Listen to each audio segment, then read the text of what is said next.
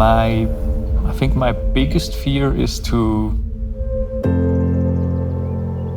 So my biggest fear is probably, failing at something like this. Having a lot of people around and somehow letting them down. That if in the future I come to a point where I can't race anymore.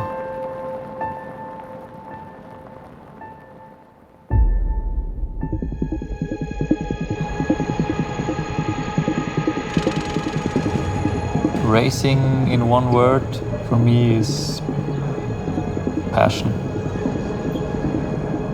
Racing, in one word? Fast.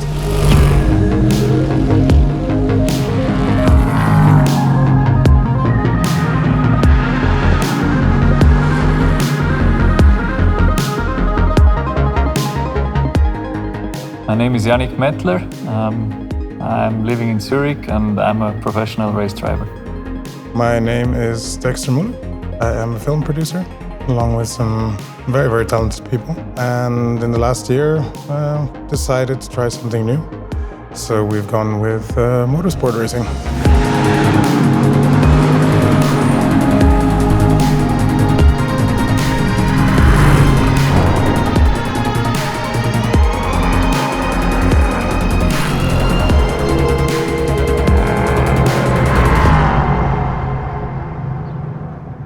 So my first thoughts were very nervous ones, if I'm perfectly honest. It was actually, oh fuck. Was pretty much the first thought I had. I've dreamed of this a long time, to actually drive in such a car. And when it actually happened, it was a really cool feeling, but also a little bit nervous, I would say, because now it counted and I didn't want to fuck up. Sitting in a car like the AMG is it's nerve-wracking at the beginning, and after a while you get a bit more comfortable. You can feel this DNA when you sit in the car. It's light, it's sharp, it's aggressive, exactly what you wish of a race car. And yeah, it's really one of the nicest car I could ever drive. So when you're at the start line of the race, there's first of all a lot of emotion, there's a lot of pressure. I was very, very nervous. That's probably one of the biggest reasons why I love this feeling. You feel really sharp, all your senses are fully alive. There is obviously a lot to risk. There are a lot of cars on the track at the same time, and it was certainly a very nerve-wracking experience. Since I didn't do the start stint, that was probably even a bit worse, because that makes you more nervous as a driver. If you're in the car, you're always more focused on your job. The moment when you're left sort of alone on the grid is the most amount of adrenaline flowing through your body.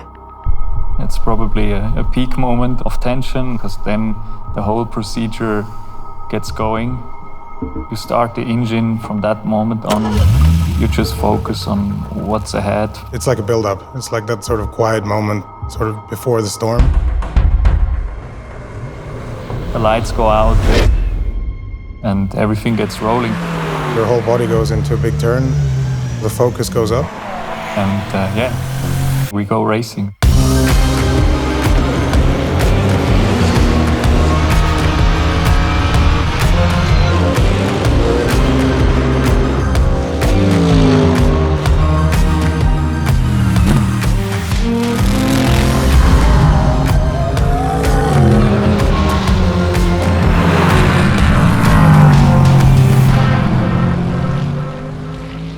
So I think one of the biggest distractions that I had whilst racing was probably on Le Mans, during the track. There is one sign as you come down one of the big straights, and there's a sign for Burger King. And and then all of a sudden you think, oh, you know what, I could do Burger King. And in Spa, for example, I got a fly inside my car, which I never thought was going to be that distracting. But I think because my adrenaline was so high, my reactions were quick at the time, I managed to get it in time. These things you learn to handle, and you have your tunnel view at some point and your ritual to get into the zone.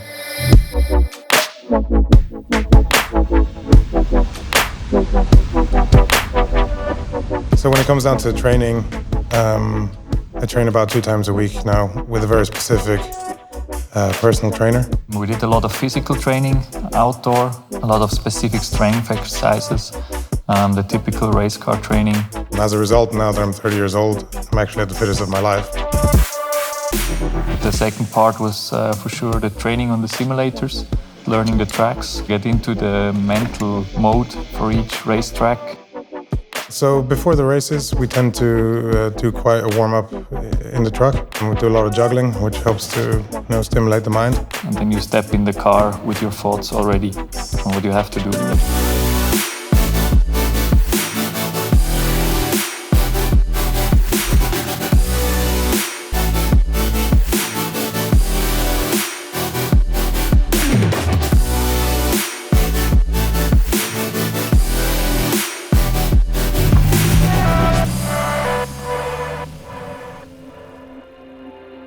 What do you want to know about my teammate? Sorry. Everything that pops up. Everything that pops up. My teammate is... For sure a crazy guy to jump into GT3 category straight away. I know him through a project which we started through, that has to do with cars.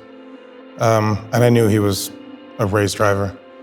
I wasn't really aware of how good a race driver he really was. He's for sure talented in a natural way, the way he drives cars. He's very relaxed. I think that's a big strength of him.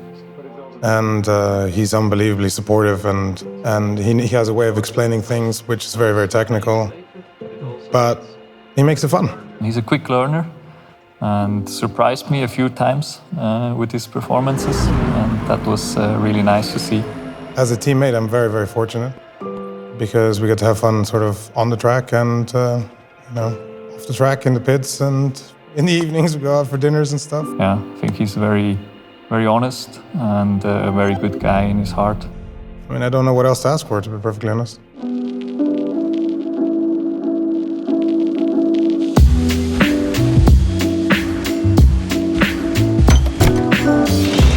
Working with SPS is a big pleasure. They're unbelievably professional, and I think what they do as a team, and always to have the same team, because it's quite normal in the sport to have different people doing the same role. So to have the same team nearly every time is very, very lucky. And on the flip side, you can have a lot of fun with them. So I think we have a very special relationship on that side.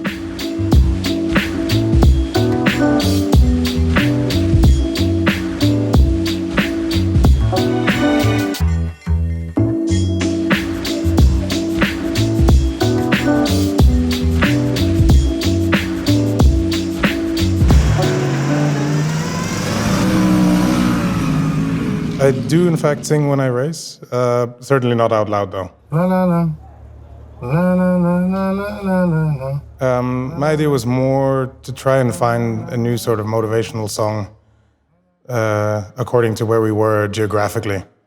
So when we were in France, for example, I tried to do more of a French thing. And also, the morning before the race, we always listened to one specific tune. And that really got us into the mood and into the groove. Which is? Pino d'Angio. Na na na na na na na na na na na na na na and so on.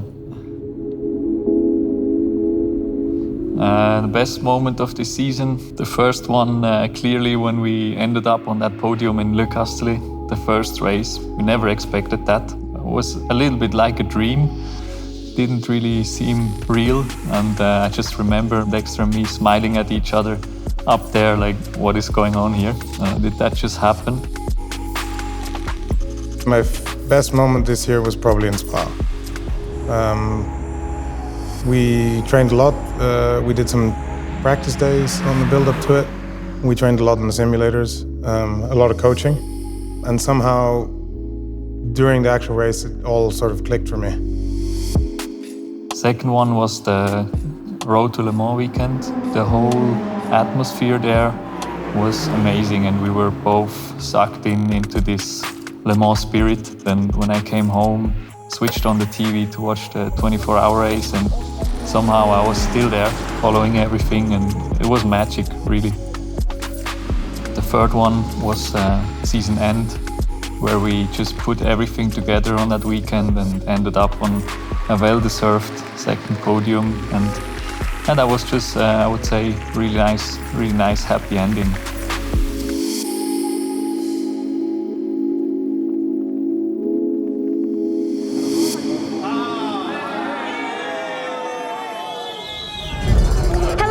Welcome to the legendary track of Monza, and you can be certain that we're going to see plenty of action here today, just like we did in round one. So my worst on-track moment was certainly in Monza, where I had a shunt. Dork and his teammate Francois Kieran had a look at the leader into the parabolica. That's Dexter Muller. You know, after a week of preparing and this kind of stuff, it's quite a big letdown to have to deal with that.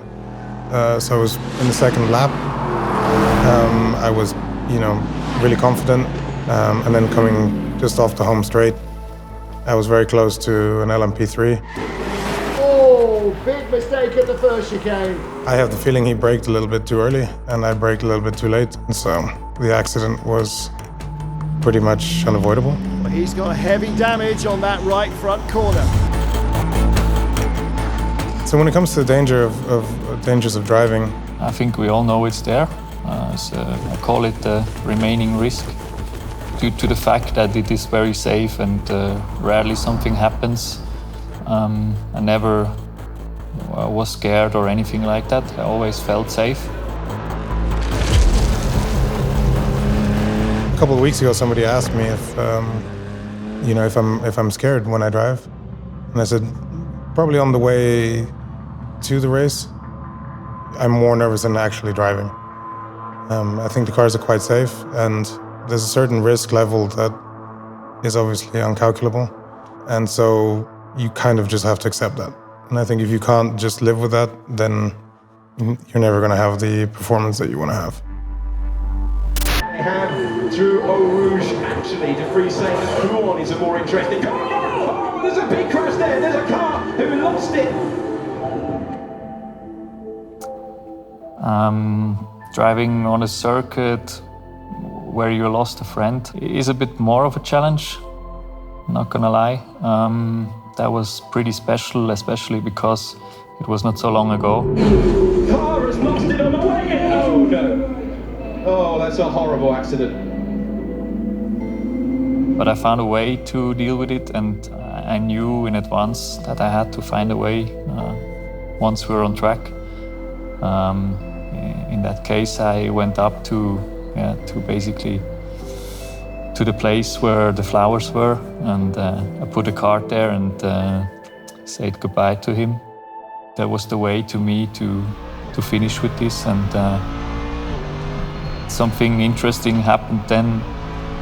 The first time I drove by this place, I kind of waved to him, I kind of knew he was there, and from then on it was done. It was a good way to get on with this, and after it was just focus on the race, and I knew he would want the same and would want to focus as well, so it was all fine.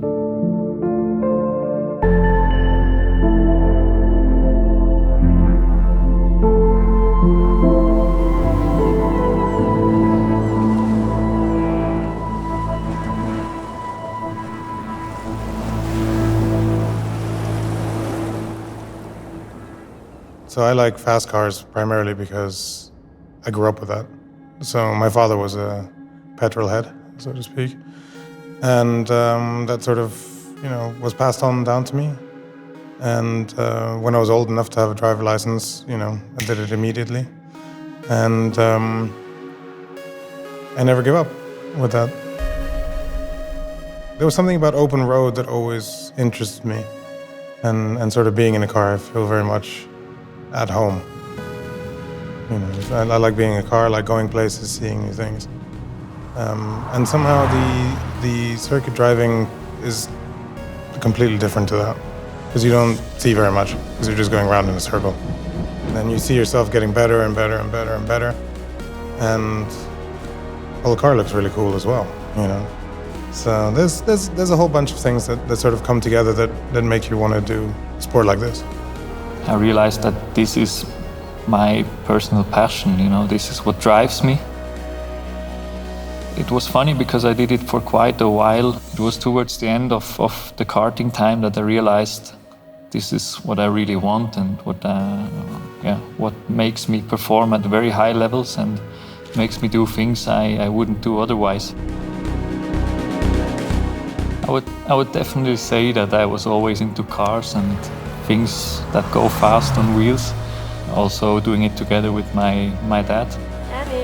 It's definitely somehow in the blood, and I just didn't know that I would happen to become a real race driver.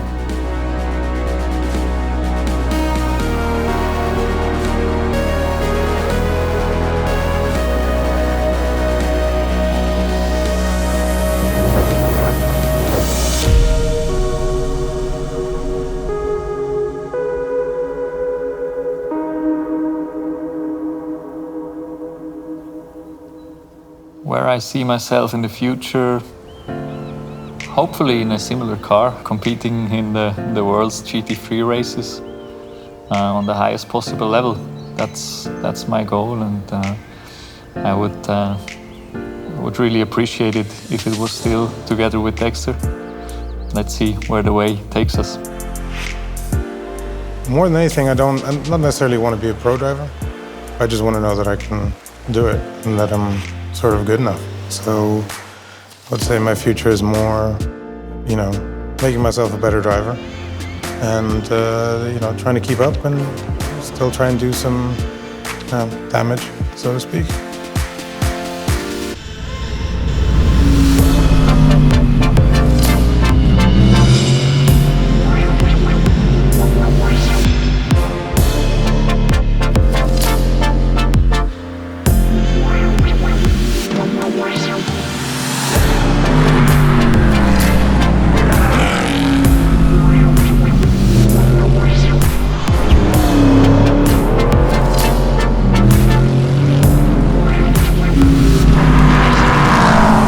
Something you always wanted to say on camera?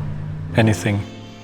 No, well, yeah, I want to say, you know, thank all the people who, you know, support me, and I think it's really, really sweet. And thanks to everyone involved in this project for making this happen. You know, thanks for following me in my crazy days, and I hope that continues. And I hope we go around Europe once again and enjoy it.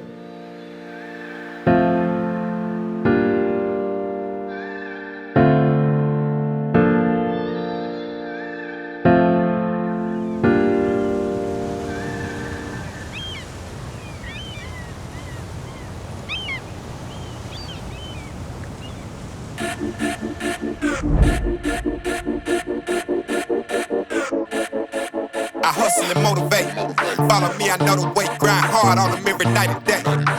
And the 40 bang hard in the air, I don't play. I aim for the neck and the jugular. So don't people think I'm a smuggler. Don't get it confused, bro, I'm just a hustler. Been in the gym, so I got my muscle up.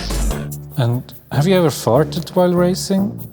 I try to avoid farting while I do driver changes. But certainly the car is loud enough that if you fart, nobody really hears you. So, absolutely. As far as I can tell, no. Maybe in the practice. I'm like Yosemite Sam in the Wild West. I just laugh at them when they wear vests, cause it's headshots on sight. I don't do beef, I just lay it to rest. I'm so hungry, my blood sound malicious. On my journey, I'm chasing my riches. I got so many reasons that I gotta make it, so I wake up and I go get it. I move like I'm the mob in my all black. You ain't down with my squad, you can fall back. If you never seen greatness, then you bout to witness, and you gon' know what you should call that. Every song that I've been on is a hit like a ball back. I took some losses, but I got them all back. Been at the bottom and I'm never going back. I'm fully focused and I'm on track. I'm tired of waiting, I'm running out of patience. I'm about to make my move right now. I'm about to make my move right now. I'm tired of waiting, I'm running out of patience. I'm about to make my move right now. I'm about to make my move right now. I'm tired of waiting, I'm running out of patience. I'm about to make my move right now. I'm about to make my move right now. Yeah, I came up straight from the bottom. Put on the gas, yeah, that's the throttle. I get the smash cause I get the bottle. These people mad cause I get the mile. I'm changing lanes in my auto. Get to the bag is my motto. I'm coming up cause I stayed down. Grind so hard I can't slow down. Death was giving started from the mud. I wrapped it up and now it's drum. If you wanna play, call my bluff. I'm not gon' pull it if I ain't gon' bust. I'm making a movie, cooking up too. On the freeway, I got no proof. I'm nothing but crack, yeah, that's true. I'm about to win, don't know about you. Tired of waiting, I'm running out of patience. I'm about to make my move right now. I'm about to make my move right now. I'm tired of waiting, I'm running out of patience. I'm about to make my move right now. I'm about to make my move right now. I'm tired of waiting, I'm running out of patience. I'm about to make my move right now. I'm about to make my move right now.